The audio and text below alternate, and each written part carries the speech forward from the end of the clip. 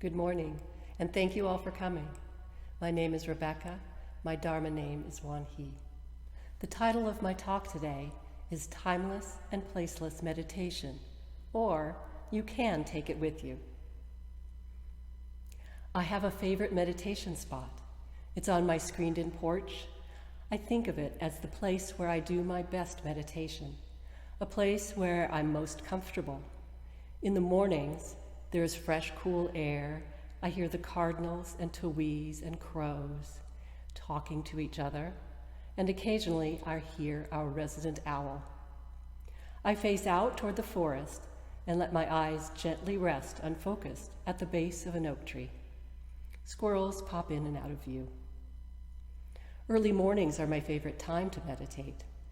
I find that if I have not managed my morning time well, and say, oh, I'm working from home, it'll be very easy to meditate later. I'll just go downstairs, take a quick break from work. That actually doesn't usually happen. So, I have set up a specific place and time for my meditation practice. This is not a bad thing. In fact, it is a recommended way to get yourself into a regular meditation practice, a way to set it up as a habit. But we don't want to stop there. The chapter in the Wan Buddhism scriptures, called the Dharma of Timeless Zen, is about taking the practice with us into the real world, into our everyday interactions at home or school or work, at the gas station, talking with friends, fighting with a spouse, and into a world dealing with the coronavirus. The chapter is not an easy read, not the first time you read it, not the 50th time you read it. For example, here's a sentence from the second paragraph. If people intend to practice genuine song, they first should take true voidness as the substance and marvelous existence as the function, and externally be unmoving when in contact with myriad sensory conditions, and internally keep their mind unsullied like empty space. So these concepts, like true voidness, marvelous existence, and others mentioned later in the chapter, like freedom of mind, original true nature, can be really off-putting, especially if you're not a philosophy major, or if you approach things like I do and think, okay, fine, what can I actually do about it? But what I'd like to leave you with today is the idea that you actually can do something, and that it's a reachable, attainable goal.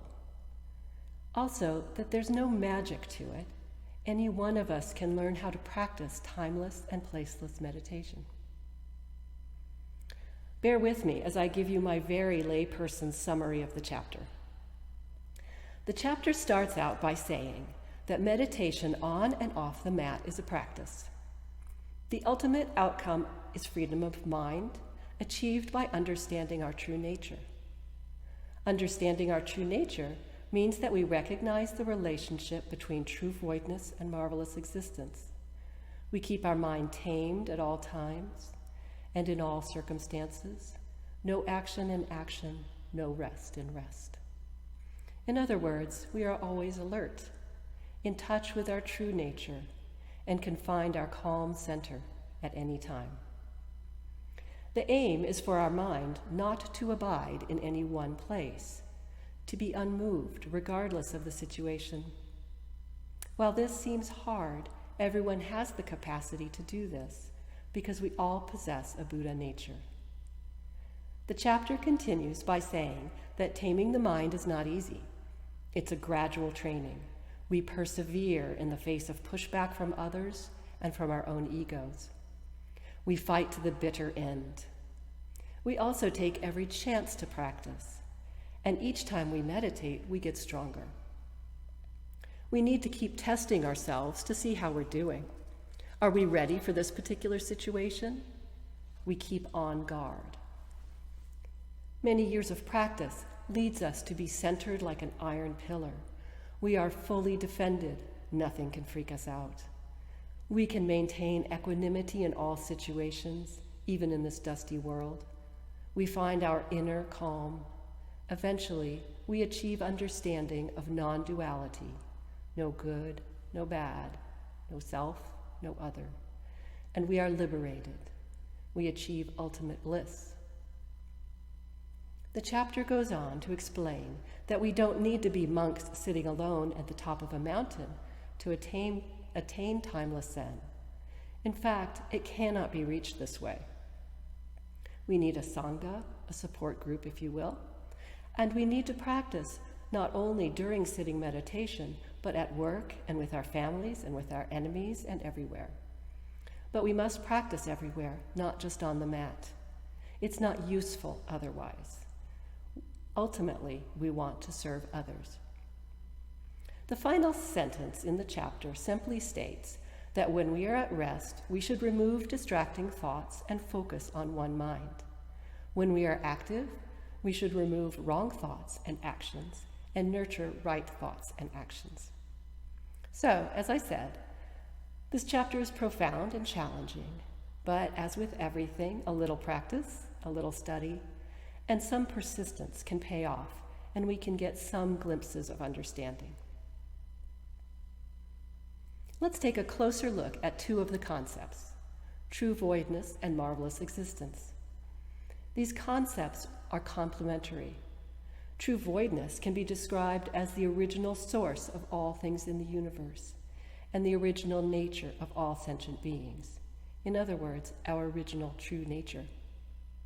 In this realm, there is no birth and death, no cause and effect, no change at all. True voidness is what we are aiming for in our meditation practice. It's what we are at our core and what we strive to touch during our lifetimes. The closer we are to the source, the more we are able to model ourselves after truth, and the more we are able to progress along the path during our lives. I'm not saying that that's what we actually achieve, but we practice so that we might be able to tap into that inner calm when it's needed. Through this voidness emerges marvelous existence. Marvelous existence is everything we see, hear, smell, taste, touch, and know. It's oak trees and slugs and disease and mockingbirds and roof shingles and money. And this interplay between true voidness and marvelous existence is described as creative transformations that freely conceal and reveal themselves through all things in the universe. So, what can you do about all this? Are there practical implications? When I read this chapter, I tend to envision the kind of person described here as lofty, so far beyond my reach. But with careful reading and some determination to practice, and support from other people who are also learning how to practice, we realize that there's no unattainable magic here. Our minds like to be busy. We tell stories about ourselves and others, compose to-do lists and emails, have inner dialogues with ourselves and our enemies. We also use our minds to think about complex concepts, solve challenging puzzles, and figure out if there's enough stuff in the fridge to make a good sandwich. This is all okay, most of the time, but it becomes not okay when we are unable to separate ourselves from our thoughts. Do you know the feeling of being consumed by your thoughts? Behaving as if your negative self-talk is the actual truth? Or maybe just not being able to shift your thoughts into a different direction if they're not being useful. A feeling of being stuck. Getting unstuck starts with awareness. And that is easier to do when you're at rest, sitting in meditation. We have the power to distance ourselves from the things that pop up in our mind. As we meditate, we practice allowing thoughts to pop up, but not attaching to them, not playing with them, just letting them pass by on their own. The practice of sitting meditation primes us for dealing with the world beyond the mat. It can teach us that we are not our thoughts. With awareness comes choice in action off the mat. We can choose not to obey our ego when it says, you should get recognition for all that hard work you're doing. And we can choose to resist when our stomach says, you really deserve that huge bowl of mint chocolate chip ice cream. As our practice strengthens, we can also gain the power to not react with irritation when a particular situation pushes our buttons. We become aware of when we are getting angry or despondent, and we can do something to stop it escalating. Even if all we can do at this point is physically walk away from a situation, that's fine. Awareness can help us in another practical way, I think. In my experience, it's actually quite hard to assess how we are doing in our practice. There are changes happening, but they can be so subtle that we do not notice them, do not acknowledge them. So let's make an effort to notice those little things when they do happen. If we are able to react with compassion instead of irritation when a friend complains about what seems to be a minor trouble, this shows that we are getting stronger. Also, we can listen and absorb what people are saying to us. I've been told many times by friends, family, even strangers, stop panicking. You're losing it. Don't fall apart. Panicking in the face of high expectations has been my go-to response for years. But lately, I've been hearing statements like, I rely on you for support when I'm stressed, and you seem so calm. I'm so surprised when I hear this, but I am now listening and believing. And that is a powerful position to be in. I still panic, certainly, but now there are times when I can maintain equanimity, and it's lovely. In closing, I'd like to show you a couple of pictures.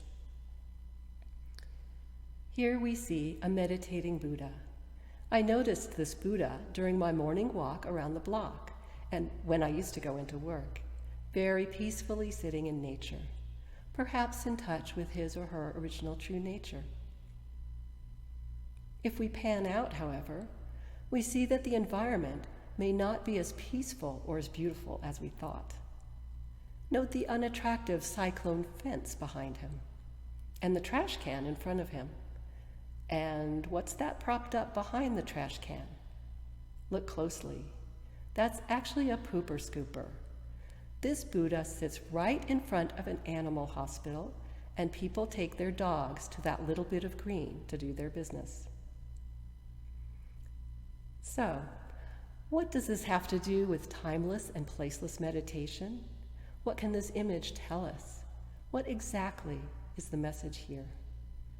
Well, I do not know for sure what the message is, but I do know that you can discover one. Thank you.